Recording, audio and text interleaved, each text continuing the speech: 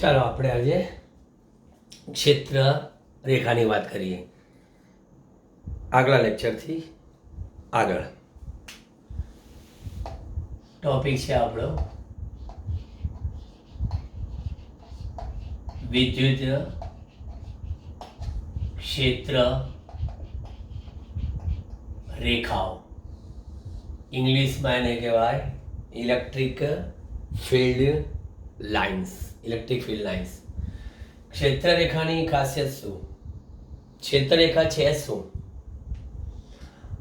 આ ક્ષેત્રરેખા એટલે વિદ્યુત ક્ષેત્રનું ચિત્રાત્મક નિરૂપણ. ક્ષેત્રરેખા એક કાલ્પનિક છે, પરંતુ વિદ્યુત ક્ષેત્ર એ વાસ્તવિક છે. તો આ વિદ્યુત ક્ષેત્ર રેખાની લાક્ષણિકતા શું? તો કે ક્ષેત્રરેખાઓ ધન વિદ્યુત ભારમાંથી ઉદ્ભવતી હોય અને ઋણ વિદ્યુત ભારમાં અંત પામી જાય. સ્થિર વીજભાર તંત્રની ક્ષેત્રરેખાઓ કદાપી બંધગાળો રચતી નથી. આ થિયોરિટિકલ તમે બધા જોઈ ગયા છો. ક્ષેત્રરેખાઓ જ્યાં ગીચોગીચ હોય ત્યાં વધુ વિદ્યુત ક્ષેત્રનું મૂલ્યનું સૂચન કરે અને છૂટી છૂટી ક્ષેત્રરેખાઓ એ ઓછા વિદ્યુત ક્ષેત્રના મૂલ્યનું સૂચન કરે. ક્ષેત્રરેખાના કોઈ પણ બિંદુએ દોરેલો સ્પર્શક એ તે બિંદુ પાસે આપેલા વિદ્યુત ક્ષેત્રની તીવ્રતાની દિશા દર્શાવે છે. એટલે ક્ષેત્રરેખાઓ એકબીજીને કદાપી છેદી ન શકે, કારણ જો છેદે તો છેદન બિંદુ આગળ બે ક્ષેત્રરેખાના બે સ્પર્શક મળે અને એક જ બિંદુએ વિદ્યુત ક્ષેત્રના બે દિશા હોય, જે પોસિબલ નથી. એટલા માટે બે ક્ષેત્રરેખા એકબીજાને છેદે નહીં. ક્ષેત્ર રેખાની ગીચતા પરથી વિદ્યુત ક્ષેત્રના મૂલ્યનો અંદાજ મળે છે. ક્ષેત્રરેખાઓ એક સળંગ વક્ર સ્વરૂપે દર્શાવાય છે અને ક્ષેત્રરેખામાં આપણે કહીએ કે કોઈ પણ બિંદુએ એકમ ધન વીજભાર મૂકો અને એકમ ધન વીજભાર પર જે વિદ્યુત બળ લગાડીએ તો આવા જુદા જુદા બિંદુએ વિદ્યુત બળના જે સદિશો છે એના પૂંછમાંથી પસાર થતો એક કાલ્પનિક વક્ર, એ શું મળશે? ક્ષેત્રરેખા. હવે ક્ષેત્રરેખામાં બિંદુવત એવા પ્લસ ક્યુની ક્ષેત્રરેખા કેવી હોય? તો કે ત્રિજ્યાવર્તી દિશામાં બહાર તરફ જતી હોય. બિંદુવત એવા ધન વિદ્યુત ભારની ક્ષેત્રરેખાઓ ત્રિજ્યાવર્તી દિશામાં બહારની તરફ જાય. ઋણ વિદ્યુત ભાર હોય તો ક્ષેત્રરેખાઓ ત્રિજ્યાવર્તી દિશામાં ઋણ વિદ્યુત ભાર તરફ દાખલ થતી દિશામાં હોય, એટલે આમ.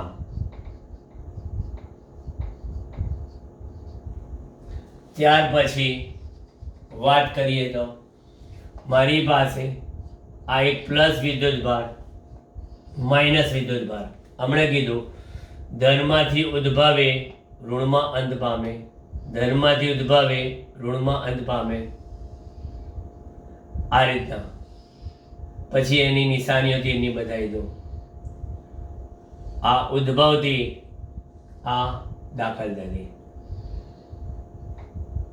આ ઉદ્ભવથી આ દાખલ થતી. એટલે ધનમાંથી આપણે તીર બધા બહાર જતા બતાવવાના અને ઋણમાં તીર બધા દાખલ થતા હોય. અહીંયા આગળ મેં આ વિદ્યુત ભાર આપ્યો છે, સપોઝ Q1, અને આ કયો છે? Q2, પણ માઇનસ. અહીંયા આગળ એક વસ્તુ સ્પષ્ટ છે કે Q1 ઇક્વલ ટુ કેટલા? Q2. મૂલ્યની દ્રષ્ટિએ Q1 ને Q2 નું મૂલ્ય કેવું છે? સરખું છે. એટલે જેટલી ક્ષેત્રરેખા ઉદ્ભવે છે એટલી અંત પામે છે. પણ જો આ ધન હોય, આ ઋણ હોય, આમાં મેં આ રીતના બતાવ્યું, સેમ એવી જ આકૃતિ લાગશે તમને,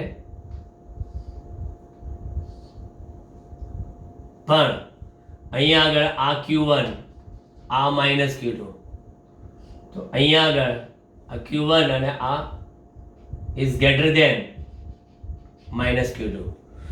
Q1 કરતાં Q2 નું મૂલ્ય કેવું છે? ઓછું છે, એટલે Q1 નું વધારે છે. તો જેટલી ક્ષેત્રરેખાઓ ઉદ્ભવે છે એટલી ક્ષેત્રરેખાઓ ઋણમાં અંત નહીં પામે.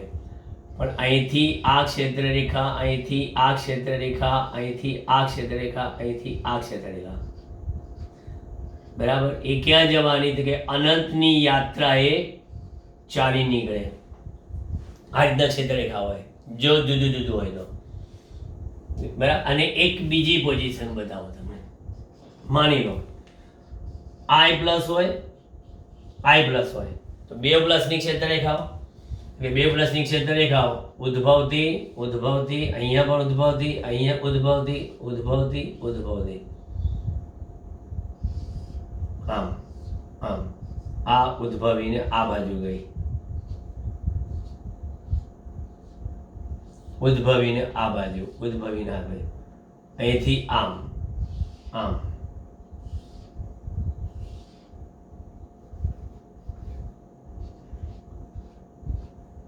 એવી રીતે અહીંથી આમ, અહીંથી આમ, અહીંથી આમ, અહીંથી આમ. જોઈ લો, બે પોઝિટિવ છે, નેગેટિવ તો દાખલ નથી થાય. એટલે અહીંયા આગળ બે વિદ્યુત ભારો કેવા છે? સજાતીય છે, અહીંયા વિજાતીય છે. એટલે ક્ષેત્રરેખાની આ ખાસિયત યાદ રાખો કે ક્ષેત્રરેખાઓ જે છે એ ધનમાંથી ઉદ્ભવે, ઋણમાં અંત પામે, પણ સ્થિર વીજભાર તંત્રની ક્ષેત્રરેખાઓ કદાપી બંધગાળો રચે નહીં. સ્પર્ધાત્મક પરીક્ષામાં આકૃતિ દોરીને સમજાવેલો અને તમારી ચોપડીમાં વધારાના સ્વાધ્યાયમાં પણ એક દાખલો એવો છે કે જેમાં જુદી જુદી આકૃતિઓ ક્ષેત્રરેખાઓની દર્શાવી છે, અને એ આકૃતિમાંથી એ લોકોએ તમને પૂછ્યું છે કે કઈ આકૃતિ એ ક્ષેત્રરેખાની સાચી દર્શાવે છે અને કઈ સાચી દર્શાવતી નથી. તમારે આકૃતિમાં આ કોન્સેપ્ચ્યુઅલ જો હોય તો સમજી લેવાનું કે આ ક્ષેત્રરેખાઓ આ પ્રકારની હોય તો એ સાચી છે, અને આ સિવાયની ધારો કે છેદતી બતાવી દે, બંધગાળો બતાવી દે, ધનમાં દાખલ થતું બતાવી દે, ઋણમાંથી ઉદ્ભવતું બતાવી દે, તો પછી એ બધી આકૃતિઓ ક્ષેત્રરેખાની કેવી કહેવાય? ખોટી કહેવાય. બરાબર.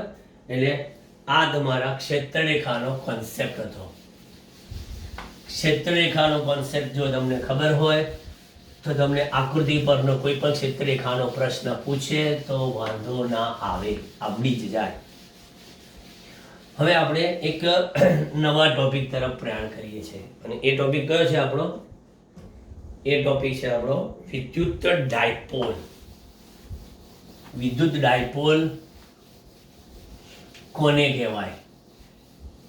વિદ્યુત ડાયપોલના લીધે વિદ્યુત ક્ષેત્ર નું સૂત્ર.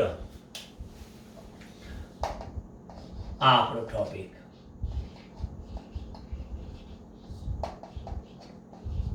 વિદ્યુત ડાયપોલ માઇનસ અને આ પ્લસ, એકબીજાથી કેવા? પરિમિત અંતરે આવેલા, એકબીજાથી આ પરિમિત અંતરે આવેલા સમાન મૂલ્યના અને વિજાતીય એવા વિદ્યુત ભારોથી બનતી રચનાને તમે શું કહો છો? ડાયપોલ કહો છો.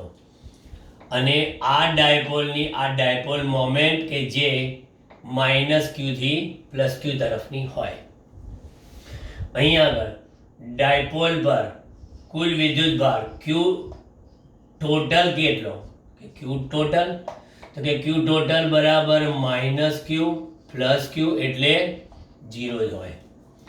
પછી આ ડાયપોલની ડાયપોલ મોમેન્ટ, વિદ્યુત ડાયપોલ મોમેન્ટ, એનું સૂત્ર શું? તો કે સદિશ p બરાબર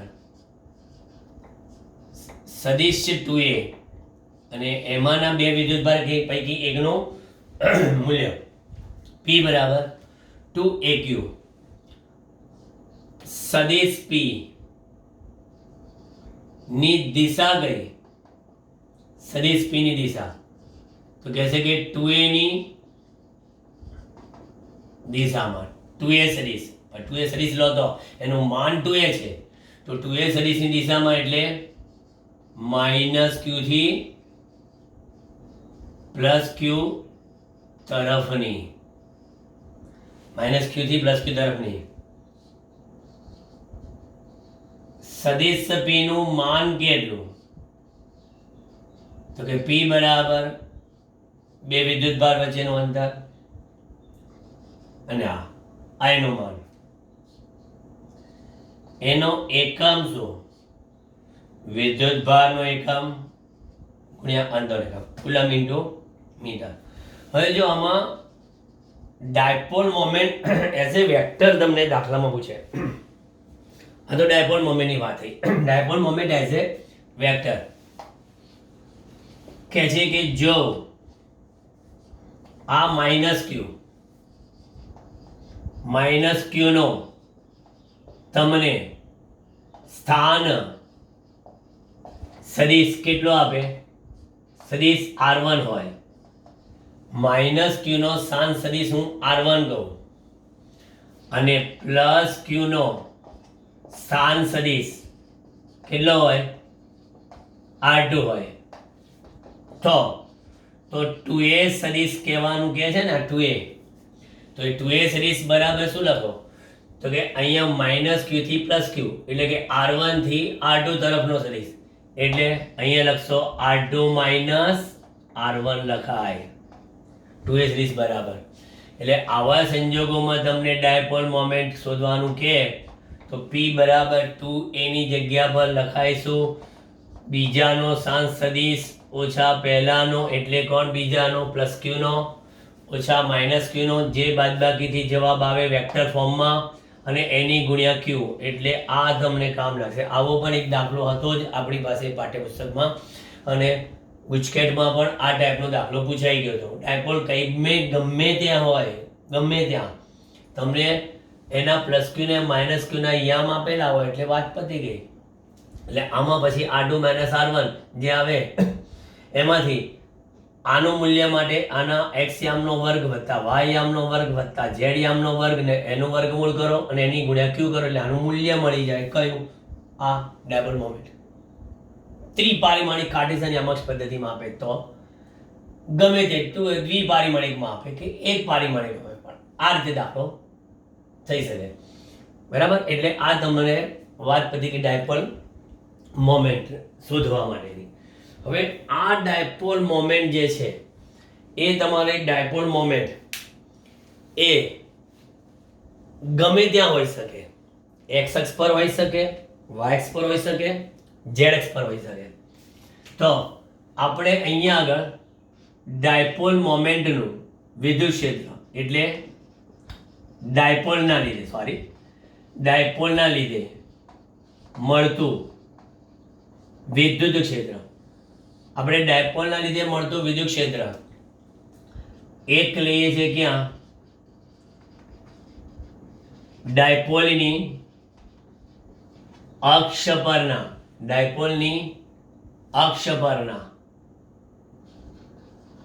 r અંતરે આવેલ એવા બિંદુ પાસે. તો મેં લખી નાખ્યું અહીંયા E, અક્ષ પરનું એટલે આપણે કહીએ E એટ એક્સિસ બરાબર. શું લેશો? સાબિતી કરવાની નથી. 2k એટલે ખબર છે 1/4πε0, p એટલે ડાયપોલ મોમેન્ટ 2aq, r એટલે આપેલું અંતર ભાગ્યા એ અંતરનો વર્ગ ઓછા ડાયપોલના મધ્યબિંદુથી કોઈ વિદ્યુતભારનું અંતર, ડાયપોલના મધ્યબિંદુથી કોઈ વિદ્યુતભારનું અંતર, અને આ r અંતર પણ ક્યાં છે? ડાયપોલના મધ્યબિંદુથી જ માપીએ છીએ આપણે. અને અહીંયા આનો સ્ક્વેર અને લખીએ p કેરેટ. અર્થ શું થયો? E એક્સિસ સદિશ p ની દિશામાં, E એક્સિસ સદિશ p ની દિશામાં આ રીતના. ત્યાર પછી કે છે જો r is very much greater than a પાસેની વાત કરો એટલે ટૂંકી ડાયપોલ. આ ડાયપોલ ટૂંકી કહેવાય. ટૂંકી ડાયપોલમાં શું હોય ખબર છે? 2a ડિસ્ટન્સ એટલું બધું નાનું હોય આરની સાપેક્ષે, એટલે એ નું પદ આર સ્ક્વેર ની સાપેક્ષે એ સ્ક્વેર પદ અવગણાય એટલે r4 થઈ જાય. એટલે e એક્સિસ કેટલા થશે? 2kp by r cube p caret. ચલો આ મળી ગયું અતિ દૂરના એવા બિંદુએ વિદ્યુત ક્ષેત્ર. સેમ વાત કરવાની છે કોની? વિષુવરેખાની.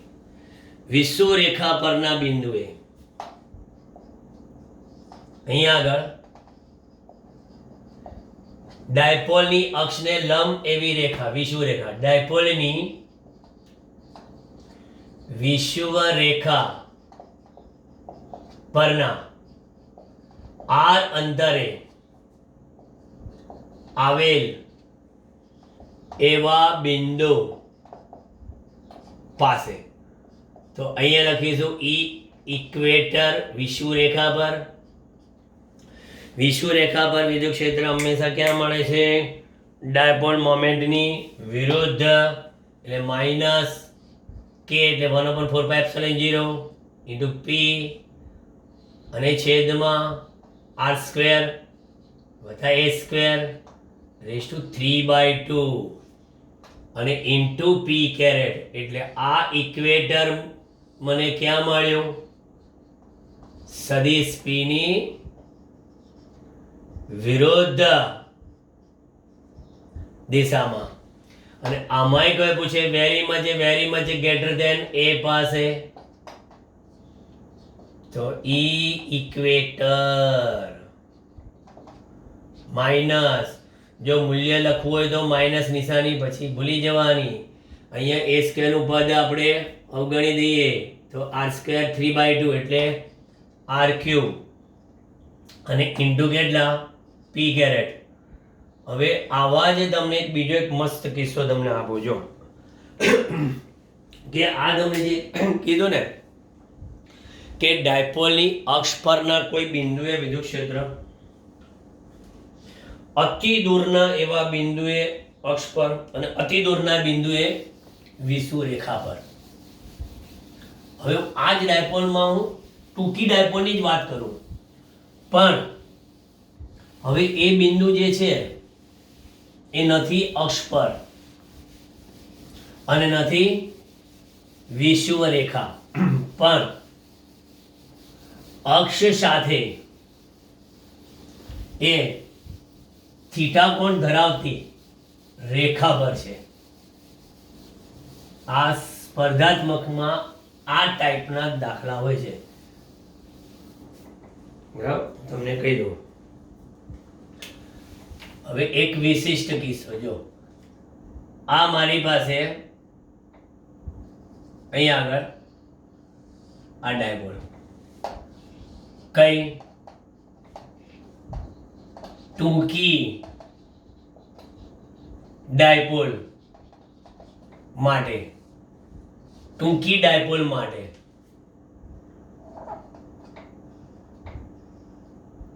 આઈ અને આ એનો મતલબ અહીંથી અહીંયા જે છે ને આ વિષુવરેખા છે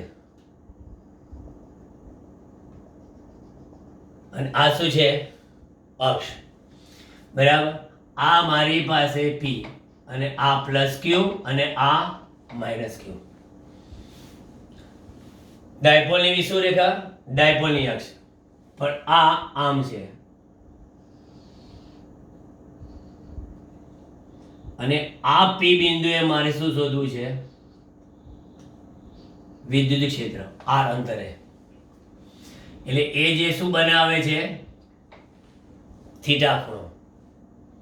થીટા ખૂણો બનાવે છે. તો આ થીટા ખૂણો સાબિતી નથી કહેતો, તમને સૂત્ર આપી છે. બરાબર, સાબિતી જોઈતો હું તમને પર્સનલમાં તમે કહેશો, હું તમને વોટ્સઅપમાં આખી લખીને મોકલાવી દઈશ. અહીંયા આપણે સાબિતીને આપણને સૂત્રમાં રસ છે કે આપેલા પી બિંદુએ મારે વિદ્યુત ક્ષેત્ર શોધવું છે, તો કે પી પાસે એટલે કે આર અંતરે વિદ્યુત ક્ષેત્ર નું મૂલ્ય કેટલું? વિદ્યુત ક્ષેત્રનું મૂલ્ય, તો કે વિદ્યુત ક્ષેત્રનું મૂલ્ય F બરાબર, સોરી વિદ્યુત ક્ષેત્ર મૂલ્ય E બરાબર શું લખશો? KP upon RQ. વિદ્યુત ક્ષેત્રનું મૂલ્ય KP અપોન RQ. બ્રેકેટમાં શું? 3 cos square theta plus 1.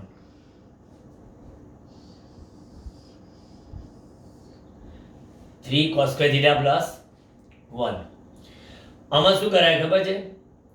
આમાં આ જે ડાયપોલ મોમેન્ટ છે ને એના બે ઘટકો પડાય. આ ડાયપોલ મોમેન્ટ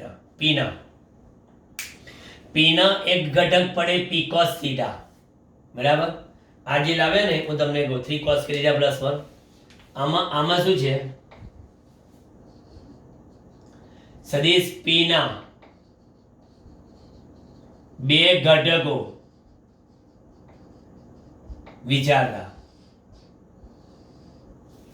બરાબર? સદિશ p ના બે ઘટકો વિચારતા. નંબર 1 p cos theta, બરાબર? હવે p cos theta વિચારશો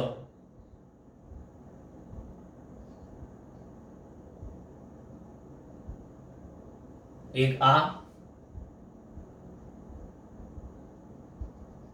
અને એક આ. એટલે હું આ જે બ્લુ લાઈન દોરી છે ખાસ જોજો. સપોઝ મેં આ A કીધું, આ B કીધું, તો એક મેં આ વિચાર્યું, કયું? A1 અને B1. A1 B1 જે છે, બરાબર? A1 B1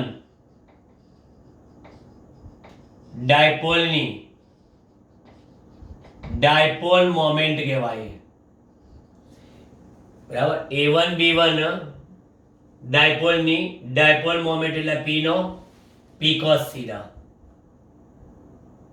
અને એક આ થઈ એટલે આને તમે કહો A2 B2, બરાબર?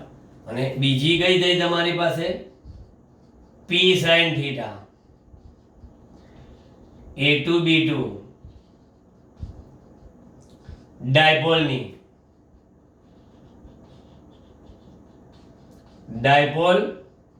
મોમેન્ટ.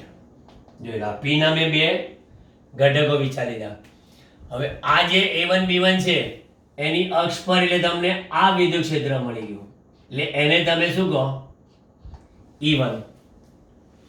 અને A2 B2 ની અહીંયા તમે વિષુવ રેખા પર કહી દો, એટલે એ તમારું શું થઈ ગયું? E2 થઈ ગયું. હવે એ જે મેં જે E2 ને E1 ને E2 બતાવ્યા ને આકૃતિમાં, બરાબર? હવે એ E1 E2 ના મૂલ્યની વાત કરું તો E1 નું મૂલ્ય અતિ દૂરના એવા r અંતરે આવેલા બિંદુ P પાસે છે, પણ E1 ની ડાયપોલ મોમેન્ટ કેટલી છે? મીન્સ કે A1 B1 ની P cos theta. તો આપણે લખીએ 2 KP cos theta upon RQ. આ એની થઈ. પછી આની શું થાય? આ એનું મૂલ્ય E1 નું, અને આ E2 નું મૂલ્ય લખો. E2 નું મૂલ્ય, E2 એ શું છે? E2 A2 B2 dipole moment. A2 B2 dipole moment છે એના કયા બિંદુએ? વિષુવ રેખા પરના બિંદુએ. તો વિષુવ રેખા પરના બિંદુ એટલે અતિ દૂરના KP અને કેટલા? sin theta upon RQ. આ જે મેં બતાવ્યું છે ને જરા જોજો, બરાબર સમજજો. આ અને આ બંને આપણે જે પાઠ્યપુસ્તકના સિલેબસ પ્રમાણે જોઈએ તો થીટા બરાબર 0 લઈ લો તો આ આવી ગયું અક્ષનું વિદ્યુત ક્ષેત્ર, આવી ગયું વિષુવ રેખાનું વિદ્યુત ક્ષેત્ર. થીટા બરાબર અહીંયા 90 લઈ લો, અહીંયા આગળ વિષુવરેખા પર પી બિંદુ લઈ લો તો થીટા કેવા થીટા 90, તો કેપી બાય આર ક્યુ, અને થીટા બરાબર અહીંયા આગળ આ પી બિંદુને અહીંયા લઈ લો, થઈ ગયું 2 કેપી બાય આર ક્યુ. એટલે આ તમને મેં વ્યાપક કિસ્સો આપ્યો જે આપણા ક્યાં પાઠ્યપુસ્તકના સિલેબસમાં આપેલો નથી. બરાબર, સાબિત થઈ શકે તમે આજે મેં તમને કીધું ને ઈવન 2 કેપી કોસ થીટા અને આ, તો પછી પરિણામી અહીંયા આગળ પી બિંદુએ તમારે શોધવું હોય, બરાબર, પી બિંદુ એટલે કે આર અંતરે, તો એ કેવી રીતે શોધી શકાય? તો કે આ તમે જે E1 લાવ્યા એનો સ્ક્વેર, આ E2 લાવ્યા એનો સ્ક્વેર, બરાબર, સરવાળો એનો વર્ગમૂળ કરશો તો આ જવાબ આવશે. આ E1 square plus E2 square. હવે આને સબાજ પૂરો કરો, અહીં સબાજ પૂરો કરો.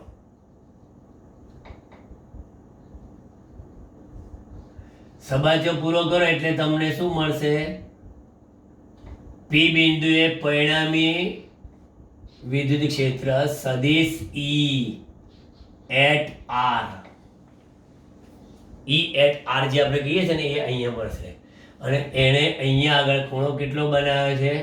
ધારો કે આલ્ફા. તો E1 સાથે આલ્ફા ખૂણો બનાવે તો આ સદિશ ER જે છે એની દિશા કઈ? તો કે એની દિશા એ સદિશ E1 સાથે આલ્ફા કોણે, જ્યાં આલ્ફા બરાબર શું લખાય? tan inverse. કારણ કે અહીંયા આગળ આલ્ફા માટે અહીંયા આગળ લખું કે tan આલ્ફા બરાબર સામેની બાજુ, આ સામેની બાજુ એટલે E2, બરાબર, સામેની બાજુ E2, તો E2 નું મૂલ્ય કેટલું છે? આ રહ્યું k p sine theta upon r cube. K p sine theta upon r cube, k p by r cube ઉડી જશે, એટલે આપણે શું થશે અહીંયા આગળ સીધું સાઇન થીટા ભાગ્યા પાછળની બાજુ એટલે E1 2 KP cos theta by, એટલે ખાલી 2 કોસ થીટા આવશે. એટલે તમારી પાસે tan આલ્ફા બરાબર કેટલા? 1/2 tan થીટા, tan આલ્ફા બરાબર. તો પછી અહીંયા આગળ tan ઇન્વર્સ 1/2 tan થીટા. હવે તમે વિચાર કરી લો કે તમારે પરિણામી મૂલ્ય જોઈતું હોય તો આ સૂત્રથી શોધો થીટા ખૂણો, નહીતર પછી દિશા શોધવી હોય તો આ લઈ લો કે પરિણામી વિદ્યુત ક્ષેત્રની દિશા એ E1 સાથે આલ્ફા કોણે, અને મૂલ્ય k p upon r cube 3 cos. હવે આ મૂલ્યમાં તમે જોઈ લો થીટા બરાબર 0 મૂકી દો, થીટા બરાબર 0 તો 3 cos સ્ક્વેર 0 એટલે 3 + 1 બરાબર, એટલે કેટલા? 4, અને એનું 1/2, સોરી 1/2 છે કદાચ, ઘાત 1/2, કારણ કે 3 cos સ્ક્વેર 0 લખશો ને, 3 cos સ્ક્વેર 0 એટલે 3 + 1 એટલે 4, 4 નું વર્ગમૂળ એટલે 2, અને ધારો કે 90 લઈ લો તો સીધું કેપી બાય આર ક્યુબ, એટલે અંડરરૂટમાં લેવાનું છે આ, એટલે આ મૂલ્ય, કારણ કે ડાયરેક્ટ સૂત્ર છે, સાબિતી કરી હોય આ અંડરરૂટમાં જ આવે છે, બરાબર. એટલે આ એક મોસ્ટ ઇમ્પોર્ટન્ટ ફોર્મ્યુલા છે ડાયપોલ માટે, ખાસ ધ્યાન રાખજો, બહુ જ સમજવા જેવો છે મુદ્દો.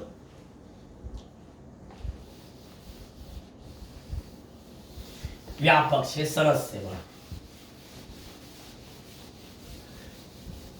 આ એક વ્યાપક કરો ને તોય બાકીના બંને કિસ્સા જે પાઠ્યપુસ્તકના છે એમને એમ થઈ જાય.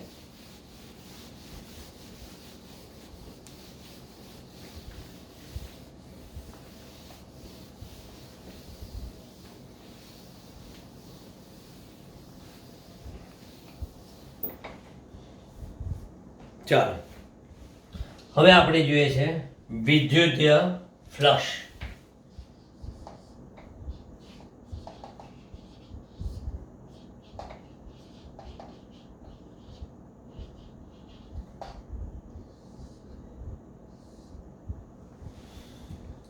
વિદ્યુત ફ્લક્સ હજી આપણે પેલું પણ જોવાનું છે, ડાયપોલને આપણે સમાન વિદ્યુત ક્ષેત્રમાં મૂકીએ, અસમાનમાં મૂકીએ, એનું વર્તણૂક શું થાય એ જોઈએ.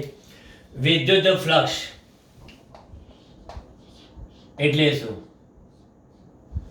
વિદ્યુત ફ્લક્સ પહેલી વાત કે એ શું છે? અદિશ રાશિ છે. બરાબર.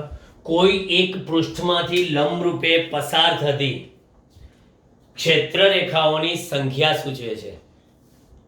કોઈ પૃષ્ઠને લંબરૂપે પસાર થતી ક્ષેત્ર રેખાઓની સંખ્યા સૂચવે છે. એટલે આપણે કીધું અદિશ રાશિ છે. આપણી પાસે આવું એક પૃષ્ઠ છે. હંમેશા પૃષ્ઠને દોરેલો લંબ આ રીતે બતાવીએ છીએ, જેને કહેવાય ક્ષેત્રફળ સદિશ. પૃષ્ઠને દોરેલો લંબ ક્ષેત્રફળ સદિશ. આ છે વિદ્યુત ક્ષેત્ર રેખાઓ, જે આ રીતના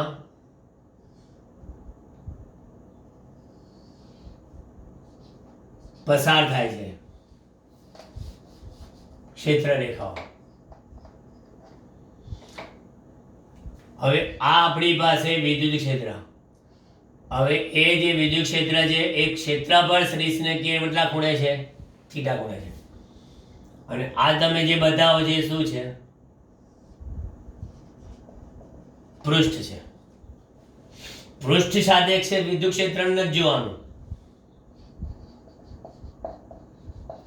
ક્ષેત્રફળ સદિશ ઓલવેઝ સમતલ કે પૃષ્ઠને લંબ જ હોય. અને આ વિદ્યુત ક્ષેત્ર તો આપણે ભણી ગયા થિયરીમાં ફાઈ બરાબર કોને? ઈ ડોટ એ ને ફ્લક્સ કહે છે. ઈ ડોટ એ એટલે ઈ એ કોસ થીટા કહેવાય. ઈ ડોટ એ એટલે ઈ એ કોસ થીટા. હવે આમાં યાદ રાખજો, વિદ્યુત ક્ષેત્ર અને ક્ષેત્રફળ સદિશમાં એટલે ડોટ પ્રોડક્ટ છે આઈ ડોટ આઈ, પછી જે ડોટ જે, પછી કે ડોટ કે કેટલા થાય? 1. અને આઈ ડોટ જે, જે ડોટ કે ડોટ આઈ બરાબર કેટલા થાય? 0 થાય. એટલે આપણે જ્યાં કીધું કે આ XY સમતલમાં પૃષ્ઠ છે, તો XY સમતલમાં પૃષ્ઠ હોય તો એનો ક્ષેત્રફળ સદિશ ક્યાં હોય? તો કે Z દિશામાં. અને વિદ્યુત ક્ષેત્ર Z દિશામાં હોય તો ફ્લક્સ મળે. તો ફ્લક્સ મળે. એટલે અહીંયા આગળ ફાઈ મિનિમમ કેટલા? 0. કયા ખૂણે? at theta equal to 90 degree. phi maximum કેટલા ખૂણે? EA at theta equal to કેટલા? 0 degree. થીટા બરાબર 0 ડિગ્રી એ મેક્સિમમ ફ્લક્સ મળે અને અહીંયા મિનિમમ. બાકી શોધવું હોય તો છે જ આ ફોર્મ્યુલા. પછી આ સમમિત ધરાવતું પૃષ્ઠ છે, નહીતર પછી ફ્લક્સનું આઈ સૂત્ર છે. ફ્લક્સ ફાઈ બરાબર વિદ્યુત ક્ષેત્રનું સમગ્ર પૃષ્ઠ પરનું પૃષ્ઠ સંકલન. વિદ્યુત ક્ષેત્રનું સમગ્ર પૃષ્ઠ પરનું પૃષ્ઠ સંકલન. એટલે પણ આપણે શું કહી શકીએ? ફ્લક્સ કહી શકીએ. ફ્લક્સનો એકમ શું? ઈ એ. ઈ એટલે ન્યૂટન પ્રતિ કુલમ, એ એટલે મીટર સ્ક્વેર. પાછું તો હવે ખ્યાલ આવી જાય તમને. કિલોગ્રામ મીટર પ્રતિ સેકન્ડ સ્ક્વેર બરાબર. એટલે આનું પારિમાણિક સૂત્ર પૂછે કોઈ ફ્લક્સનું તો અહીં કિલોગ્રામ મીટર, મીટર સ્ક્વેર એટલે મીટર ક્યુબ પ્રતિ સેકન્ડ સ્ક્વેર અને Q-1. અને ક્યુ બરાબર એમ્પિયર ઇન્ટુ સેકન્ડ લઈને પણ તમે લઈ શકો. ફ્લક્સમાં એક વસ્તુ યાદ રાખો, ફ્લક્સ પોઝિટિવ ક્યારે ને ફ્લક્સ નેગેટિવ ક્યારે. Flux positive, flux negative. તો ફ્લક્સ પોઝિટિવમાં આપણે કહીએ ઉદ્ભવતું ફ્લક્સ એટલે કે પૃષ્ઠમાંથી બહાર આવતું ફ્લક્સ ફાઈ કેવું હોય? ધન.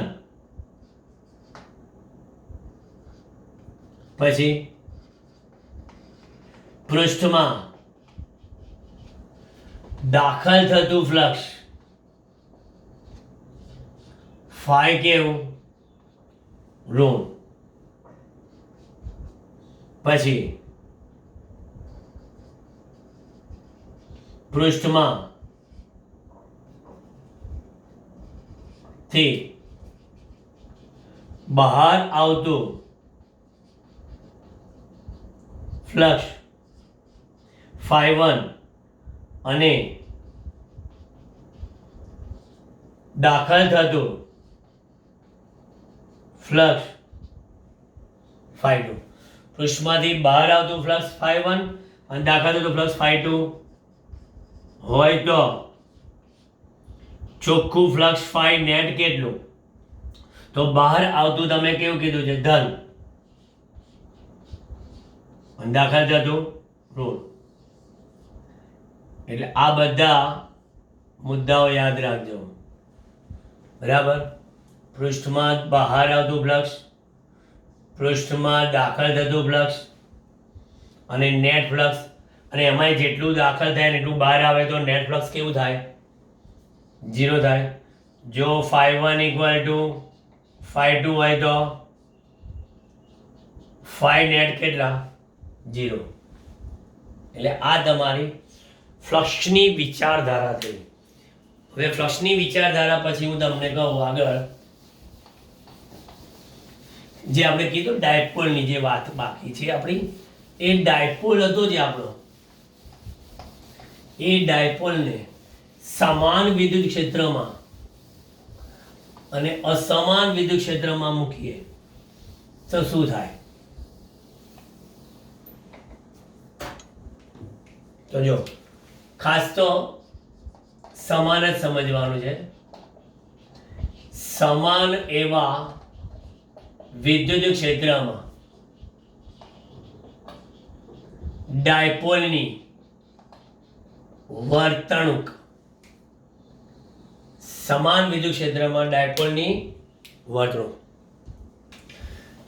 કન્ડિશન નંબર 1, સમાન વિદ્યુત ક્ષેત્રમાં ડાયપોલ પર લાગતું સદિશ F એટલે કે પરિણામી 0 જ થાય. ડાયપોલ પર લાગતું કુલ બળ, પરિણામી બળ હંમેશા 0 જ થાય. એટલે માટે ડાયપોલ હંમેશા રેખીય સંતુલનમાં હોય. જેટલું પ્લસ પર લાગે એટલું માઇનસ પર લાગે અને બંને પરસ્પર વિરુદ્ધ દિશામાં લાગે. અને પછી એમાં F પ્લસ અને F માઇનસ આ દિશા પરસ્પરની કેવી? વિરુદ્ધ. દિશા પરસ્પરની વિરુદ્ધ. મૂલ્ય સરખું. મૂલ્ય કયું? F પ્લસ નું મૂલ્ય, F માઇનસ નું મૂલ્ય. મૂલ્ય સરખું. હવે આમાં કે છે જો આ બંને બળો એક રેખસ્થ ન હોય તો, જો આ બંને બળો એક રેખસ્થ ના હોય તો ટોર્ક અનુભવે એ લોકો. એટલે તેની પર ટોર્ક લાગે અને આ ટોર્ક કેટલું ટાઉ બરાબર સદિશ P ક્રોસ E જેટલું ટાઉ બરાબર P ક્રોસ E જેટલું અને એમાંય તે ટાઉ મૂલ્ય એનું PE sin થીટા અને PE sin થીટા માં પાછા થીટા બરાબર 0 થાય ત્યારે ડાયપોલ રેખીય સંતુલનની સાથોસાથ શેમાં જાય ચાગગતીય સંતુલનમાં આવે રેખીય સંતુલનમાં તો જ હવે ચાગગતીય સંતુલનમાં આવી ગયો આ ટોપ તમને ઘણી વખત નિશ્ચયકની રીતે શોધવાનું પૂછી શક્યો કે px py pz ex ey ez બરાબર તમને એના 3 ઘટકો આપે અને નિશ્ચયકના ફોર્મમાં શોધવાનું આવે હવે તો તમને ફાવવું જોઈએ નિશ્ચયકની રીતે ટોપ શોધો અને પછી એની પરથી એનું મૂલ્ય શોધો આ તો સિમ્પલ છે ટાઉ બરાબર p sin θ એટલે સમાન વિદ્યુત ક્ષેત્રમાં ડાયપોલની આ ખાસિયત છે બરાબર હવે તમને થશે કે આ જે ખાસિયત છે એ કેવી રીતે સમજાય તો આ તમને કહી દઉં આ રીતે તમે એની આકૃતિ બતાવી દઉં એક જસ્ટ ફટાફટ તમને સમજણ પડે એ રીતે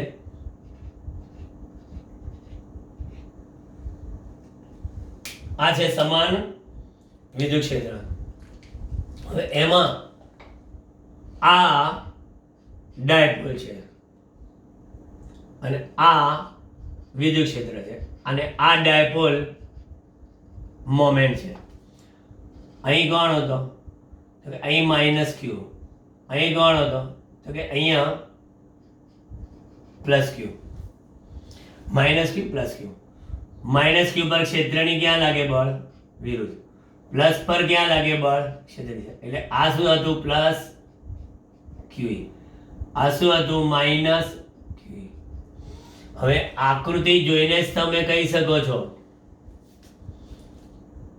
આકૃતિ જોઈને જ તમે કહી શકો છો કે પ્લસ ક્યુ અને માઇનસ ક્યુ બળો સમાન મૂલ્યના વિરુદ્ધ દિશાના અને એક રેખા છે એટલે કાયમ એનું પરિણામી 0 થાય એટલે આ ડાયપોલ આમ કે આમ રેખી ગતિ કરી શકે નહીં પણ આ બળો એક રેખા નથી એટલે ન હોય તો ટોર્ક અનુભવે એટલું અને એમાંય પાછા ટોર્ક અનુભવીને પછી પાછા જો આમ થઈ જાય થીટા બરાબર 0 તો પછી ચાક ગતિ એની બંધ થઈ ગઈ એટલે એક ચાક ગતિ સંતુલનમાં આવી ગયું આનથી ઊંધી વાત છે અસમાન વિદ્યુત ક્ષેત્રમાં અસમાન વિદ્યુત ક્ષેત્રની વાત કરીએ તો એ અસમાન વિદ્યુત ક્ષેત્રનું તમને મોઢે સમજાવું અસમાન વિદ્યુત ક્ષેત્રમાં ડાયપોલની વર્તણૂકમાં એની પરનું પરિણામી બળ હંમેશા 0 થતું નથી કારણ કે સતત વિદ્યુત ક્ષેત્ર વધતું જાય અને સતત વિદ્યુત ક્ષેત્ર ઘટતું જાય તો જ એને અસમાન વિદ્યુત ક્ષેત્ર કહેવાય બિંદુવત એવા વિદ્યુત ભારથી ઉદ્ભવતું વિદ્યુત ક્ષેત્ર તમે લો ને તો એમાં બિંદુવત વિદ્યુત ભારથી દૂર જતા જાઓ એટલે વિદ્યુત ક્ષેત્ર સતત શું થતું જાય ઘટતું જાય પણ એ ધનથી ધનનું લો તો બરાબર અને ઋણ માટે વિચારીએ તો ઋણ માટે સતત ઘટતા વિદ્યુત ક્ષેત્રની દિશામાં તમે જાઓ અને સતત વધતા વિદ્યુત ક્ષેત્રની દિશામાં જાઓ તો એવા સંજોગોમાં તમને F = 0 મળે નહીં બરાબર ટોર્કની કિંમત એ મળે પણ એ ટોર્ક જ્યારે 0 થાય તો એ ચાકગતિ કરવાનું બંધ કરી દે અને ચાકગતિ કરવાનું બંધ કરી દે એટલે પછી શું કરે માત્ર રેખી ગતિ કરે જેમ કે તમને ખબર હતી કે આપણી પાસે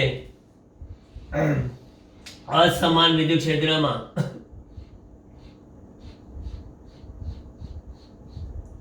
અસમાન વિદ્યુત ક્ષેત્રમાં આપણે ઉદાહરણ આપવા માટે કોરાવાળમાં પ્લાસ્ટિકનો કાંસકો ફેરવીએ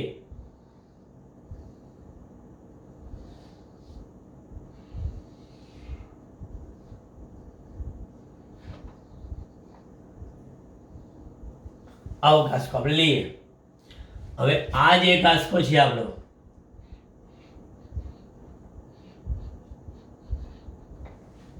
આવો જ કાંસકો લઈ આવીએ, સેનિટાઈઝ કાંસકો. હવે આ સેનિટાઈઝ કાંસકાનો આ દાંતો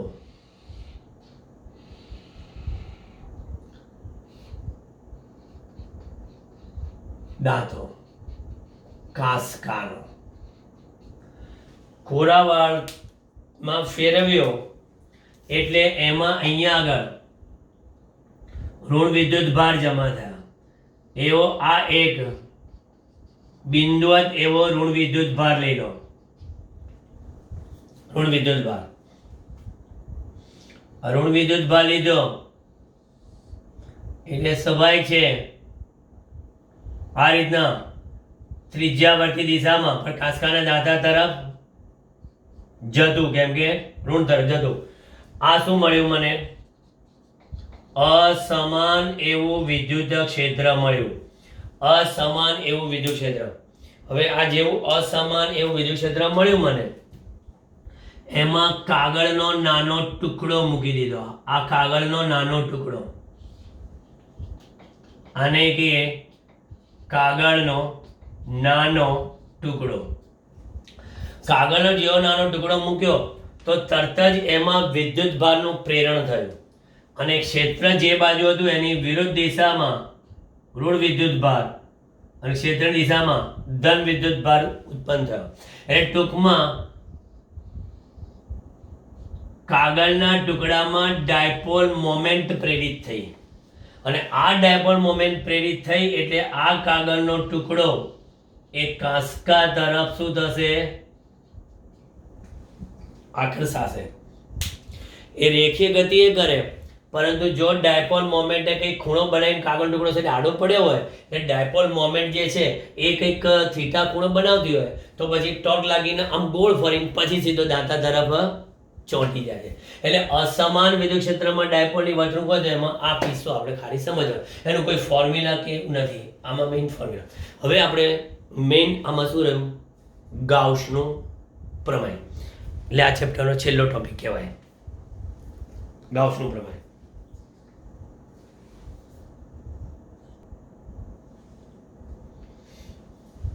ગાઉસ આપણો છેલ્લો ટોપિક, ગૌસનો પ્રમેય. ગૌસ કે પ્રોનાઉન્સિએશન ગમે તે, બરાબર. GAUSS, ગાઉસ થિયરમ, ગાઉસ લો. હવે આ જે ગાઉસનું પ્રમેય છે એ શેના માટે છે જોઈએ? સૌથી પહેલા તો જોઈએ કે વિદ્યુત ભારના સંમિત વિતરણ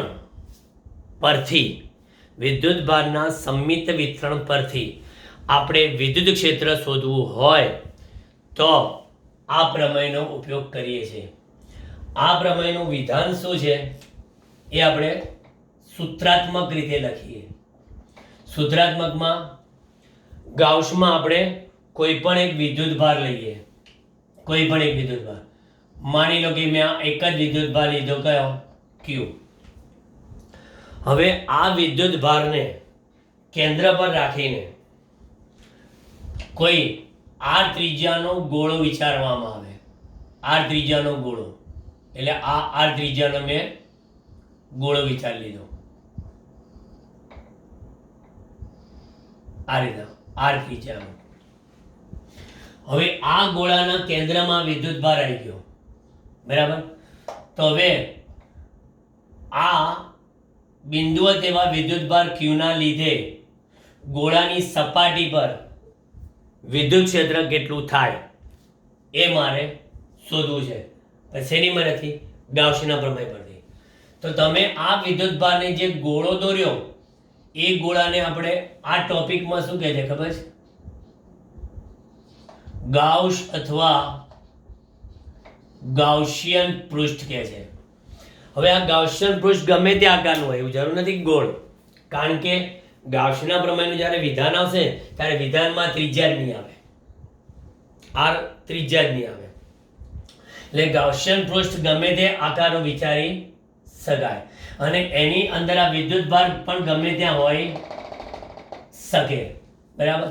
અને બીજી ગાઉસિયન પૃષ્ઠની ખાસિયત શું કે ગાઉસિયન પૃષ્ઠ જે છે એ વિદ્યુત ભારને ઘેરતું હોય, ગમે તે આકારનું હોય, અને આ ગાઉસિયન પૃષ્ઠ પર મળતા વિદ્યુત ક્ષેત્રનું મૂલ્ય એક સરખું હોય, અને આ વિદ્યુત ક્ષેત્રની દિશા એ ગાઉસિયન પૃષ્ઠને કેવી હોય, લંબ જ હોય. તો અહીંયા ગાઉસના પ્રમેયનું વિધાન શું કહે છે? કોઈ પણ એવા બંધ પૃષ્ઠ સાથે સંકળાયેલ કુલ વિદ્યુતીય ફ્લક્સ તે બંધ પૃષ્ઠ વડે ઘેરાતા કુલ વિદ્યુત ભાર, અહીંયા એક હોય તો ખાલી ક્યુ લખીએ, જાજા હોય તો એનો સિગ્મા ક્યુ, અને એપ્સાઇલોન 0 ના ગુણોત્તર જેટલું હોય છે. આ હકીકતને કહેવાય છે ગાઉસનું પ્રમેય. આ ફ્લક્સને મારે લખવું હોય તો એ આમ લખી કે આ કુલ ફ્લક્સ છે, તો આને કહેવાય બંધ પૃષ્ઠ પરનું વિદ્યુત ક્ષેત્રનું બંધ પૃષ્ઠ પરનું પૃષ્ઠ સંકલન તે પૃષ્ઠ વડે ઘેરાતા વિદ્યુત ભાર અને એપ્સિલોન 0 ના ગુણોત્તર જેટલું હોય છે. હજી આ ગાઉસના પ્રમેયમાં છેલ્લે ફાઇનલી તો આપણે કીધું કે વિદ્યુત ક્ષેત્ર ઓલવેઝ પૃષ્ઠને કેવું આવવાનું, દરેક કિસ્સામાં લંબ રૂપે. તો પછી ક્ષેત્રફળ સદિશ અને ઈ એકબીજાને સમાંતરે, તો આવા સંજોગોમાં ઈ નીકળી જશે બહાર, અને આ થશે ડીએ બરાબર આ થયો સિગ્મા ક્યુ, આ એપ્સિલોન 0. હવે જે મેં આ ફાઇનલ ફોર્મ્યુલા લખીને, તમારે દરેક જગ્યાએ જ્યાં ગાઉસનું પ્રમેય વાપરવું હોય ને ત્યાં આ જ ફોર્મ્યુલા ચાલશે. તમને કહી દઉં,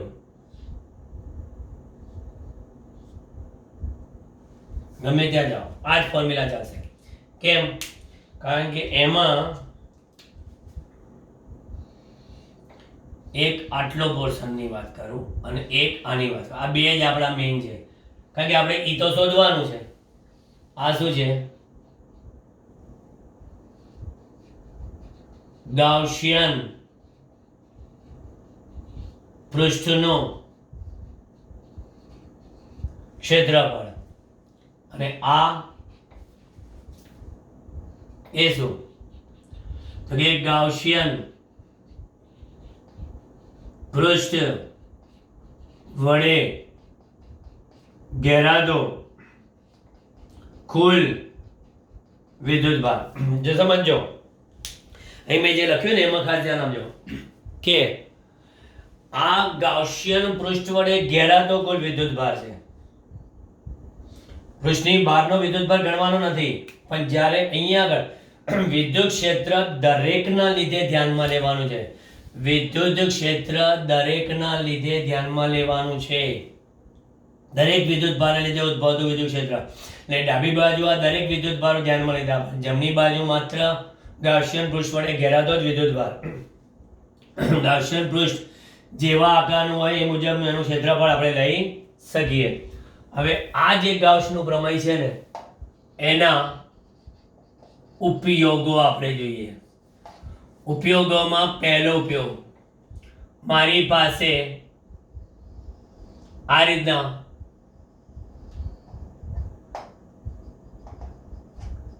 નિયમિત રીતે રેખીય વિતરિત એવા અનંત લંબાઈનો તાર લઈએ. અનંત લંબાઈનો તાર, આમ non stop, non and non stop, બરાબર.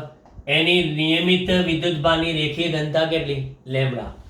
એનાથી આર અંતરે આવેલા એવા બિંદુ પી પાસે મારે શું શોધવું છે? વિદ્યુત ક્ષેત્ર. થિયરીમાં આપણે ઓલરેડી ભણી ગયા એ ગાઉસના પ્રમેયથી ઈ બરાબર કેટલું? Lambda upon 2 pi epsilon 0 into 1 upon r. અને આ વિદ્યુત ક્ષેત્રમાં તમને કહી દઉં કે આ લેમ્બડા ઇઝ ગ્રેટર ધેન 0 હશે તો આ વિદ્યુત ક્ષેત્ર બહારની તરફ, પણ લેમડા ઇઝ લેસ ધેન 0 હશે તો અંદરની તરફ. બરાબર. વિદ્યુત ક્ષેત્રની દિશા એ કઈ તરફ છે તમારે ધ્યાન રાખવા માટે લેમડા જોવાનું અને મૂલ્ય જાણવા માટે આર જોવાનું. મૂલ્ય જાણવું કે આમ તો એની કિંમત લેમડા અને આર બે પર જ આધારિત છે. લેમડાની કિંમત અને આરની કિંમત પર આધારિત. પણ લેમડા જો ગ્રેટર ધેન 0 હોય તો ઉદ્ભવતો અને લેમડા લેસ ધેન 0 હોય તો દાખલ થતો. બરાબર. આ થઈ ગઈ વાત. અને આ સૂત્ર ના લખવું હોય તો 2 વડે ગુણન 2 વડે ભાગો. 4 પાઈ એપ્સિલોન 0 શું લખ્યા 2k 2k lambda upon r. એટલે તમને ખબર છે કે અનંત લંબાઈના તારમાં નિયમિત વિતરિત એવા વિદ્યુત ભારના લીધે મળતું આ વિદ્યુત ક્ષેત્ર E અંતરના વ્યસ્ત પ્રમાણમાં. બિંદુ હતો તો અંતરના વર્ગના વ્યસ્ત. ડાયપોલ હતો અંતરના ઘનના વ્યસ્ત. અને રેખીય વિતરિત હોય તો આ. ત્યાર પછી આ બીજો ઉપયોગ ધ્યાનમાં લો. બીજો ઉપયોગમાં તમે જોઈ લો કે વિદ્યુત ભારની મારી પાસે આવી એક ચાદર છે, એટલે કે સમતલમાં વિતરિત એવો વિદ્યુત ભાર. સમતલમાં વિતરિત એવો વિદ્યુત ભાર. હવે એનું આ વિદ્યુત ક્ષેત્ર E, આ જેમ આ વિદ્યુત ક્ષેત્ર E આ પ્લસનું હતું ઉદ્ભવ હતું એમ આ પ્લસનું ઉદ્ભવ હતું અને માઇનસ હતું આમાં તે દાખલ થતું. તો સમતલમાં વિતરિત એવા વિદ્યુત ભારને લીધે મળતો વિદ્યુત ક્ષેત્ર E બરાબર સિગ્મા અપોન 2 એપ્સિલોન 0. આ અંતર પર આધાર રાખતું નથી, કોઈ પણ અંતરે આ. પણ આમાં એક વસ્તુ સમજજો તમે. કિસ્સા તરીકે માની લો કે તમારી પાસે આ એક પ્લેટ, આ તમારી પાસે બીજી પ્લેટ, અહીં આગળ plus plus plus plus plus plus ઘણા બધા પ્લસ પ્લસ પ્લસ, બસ ગણ્યા ગાંઠ્યા માઇનસ. એટલે અર્થઘટન હું શું કહેવા માંગુ છું ખબર છે આનું, કે મારી પાસે આ સિગ્મા 1 છે અને આ માઇનસ સિગ્મા 2 છે અને આ પ્લસ સિગ્મા, પણ plus sigma 1 is greater than minus sigma 2. તો અહીંયા મારી પાસે 3 બિંદુઓ મેં પસંદ કર્યા, P, Q and R. 3 PQR બિંદુઓ પસંદ કર્યા. તો આ P બિંદુએ આના લીધે વિદ્યુત ક્ષેત્ર ડાબી બાજુ હોય, આના લીધે વિદ્યુત ક્ષેત્ર જમણી બાજુ હોય, એટલે E2 જમણી બાજુ, E1 ડાબી બાજુ. તો પરિણામી એવું EP કેટલું થાય તો કે sigma 1 minus sigma 2 by 2 epsilon 0. પણ ડિરેક્શન કઈ આ વધારે છે એટલે આ બાજુ. સેમ એવી રીતે આના લીધે પછી એવું નહીં કે આ નજદીક છે, આ પ્લેટ આનાથી દૂર છે, અંતર પર તો આધારિત છે જ નહીં. આ જે છે એ કયું થયું E1 સદિશ, આ કયું થયું E2 સદિશ. તો પછી અહીંયા આગળ EQ બરાબર શું કહેશો sigma 1 minus sigma 2 by 2 epsilon 0 બાદ બાકી. પણ અહીંયા આગળ શું કહેશો તો EQ બરાબર આનું ઉદ્ભવતું અને આનું જ દાખલ થતું, એકની એક ડિરેક્શન, E1 અને E2 એક જ બાજુ, એટલે સિગ્મા 1 વત્તા સિગ્મા 2 બાય 2 એપ્સિલોન 0. એટલે આમાં બાદબાકીથી મળે. હવે જો સિગ્મા 1 બરાબર સિગ્મા 2 બરાબર સિગ્મા હોય તો EP બરાબર EQ બરાબર 0 થાય. એન્ડ કોના બરાબર EP બરાબર EP બરાબર ER બરાબર 0 થાય. એન્ડ EQ બરાબર સિગ્મા વત્તા સિગ્મા એટલે સિગ્મા બાય, એટલે ભવિષ્યમાં કેપેસિટરની થિયરી ભણશો ત્યારે કેપેસિટરમાં તમને આ કામ લાગશે. બરાબર. એટલે એ વસ્તુ થઈ ગઈ. ચાલો આ બીજો ઉપયોગ થયો. ત્રીજો ઉપયોગ મારી પાસે અહીંયા આગળ એક કવચ છે અને એક કવચ પર તો અહીંયા સરળતા ખાતર બધા વિદ્યુતભાર આપણે કેવા લીધેલા છે? પોઝિટિવ. સરળતા ખાતર આ જે કવચ છે કેટલી ત્રિજ્યાની છે? r. આ કવચની બહારનું બિંદુ અને આ કવચની અંદરનું બિંદુ, બરાબર. કવચની અંદરનું બિંદુ p કહીએ અને કવચની બહારનું બિંદુ s કહીએ, p અને s. તો યાદ રાખજો કે આના સંજોગોમાં કવચની અંદરના p બિંદુએ વિદ્યુત ક્ષેત્ર હંમેશા કેવું આવે? 0 જ આવે, ઓલવેઝ 0. અને આ જે છે s એ કયા અંતરે છે? r અંતરે છે, બરાબર. તો r અંતરે અને વિદ્યુતભારની પૃષ્ઠઘનતા સિગ્મા, તો આ r અંતરે આવેલા s બિંદુએ વિદ્યુત ક્ષેત્ર કેટલું? તો કે s બિંદુએ વિદ્યુત ક્ષેત્ર sigma r² upon epsilon 0 r², sigma r² upon epsilon 0 r². કવચની અંદર વિદ્યુત ક્ષેત્ર ના હોય, કવચની બહાર હોય. અને સિગ્મા બરાબર શું? તો ધારો કે આ વિદ્યુતભાર q છે, તો આ વિદ્યુતભાર q હોય તો કવચનું ક્ષેત્રફળ કેટલું? 4πr², સિગ્મા બરાબર. અને જેવી આ સિગ્માની કિંમત મૂકશો એટલે કવચનો બધો વિદ્યુતભાર જાણે કે કેન્દ્રમાં કેન્દ્રિત થયેલો હોય તેમ લઈ શકાય. અને બિંદુવત વિદ્યુતભારથી r અંતરે જે વિદ્યુત ક્ષેત્રનું સૂત્ર મળે છે એવું જ સૂત્ર આવી જાય. ફોર્મ્યુલા મગજમાં યાદ રાખજો. કવચની અંદર વિદ્યુત ક્ષેત્ર નથી, કવચની અંદર વિદ્યુત ક્ષેત્ર નથી. એટલે તમે જો અહીંયા આગળ આ વિદ્યુત ક્ષેત્ર લો અને આ અંતર r લો તો અહીંથી તમે જોવા જાઓ તો એ આમ આવશે, કારણ કે r બરાબર r પાસે અહીંથી અહીંયા વિદ્યુત ક્ષેત્ર છે જ નહીં. એવું નહીં કે અચળ છે આમ કરીને, સીધું જ આ મેક્સિમમ થી એટલે અહીંયા e ચલે છે 1/r². કવચમાં હંમેશા વિદ્યુત ક્ષેત્ર કેવું હોય? અંદર નથી. કવચનો આ કેન્દ્ર છે, કેન્દ્ર પાસે વિદ્યુત ક્ષેત્ર કેવું? 0, બરાબર. પછી જેવું સપાટી પર આવે એટલે સીધું જ મેક્સિમમ વિદ્યુત ક્ષેત્ર, અને ત્યાંથી પછી દૂર જતા જાય એટલે વિદ્યુત ક્ષેત્ર ઘટતું જાય. અને ગાઉસના પ્રમેયનો છેલ્લો ઉપયોગ એટલે કેવું? આખો વિદ્યુતભાર ભરેલો, એટલે ઘનફળમાં વિતરિત, નોટ ઓન સરફેસ. કમ્પ્લીટ ભરેલો વિદ્યુતભાર. આમાં પણ હું તમને સમજાવવા માટે આ ગોળાની ત્રિજ્યા r આપું અને આ વિદ્યુતભાર q કહું અને એની કદઘનતા ρ બરાબર q ભાગ્યા ગોળાનું કદ કેટલું? બરાબર. આ જ્યાં ρ બરાબર આટલી લઈ લઈએ. અહીંયા આગળ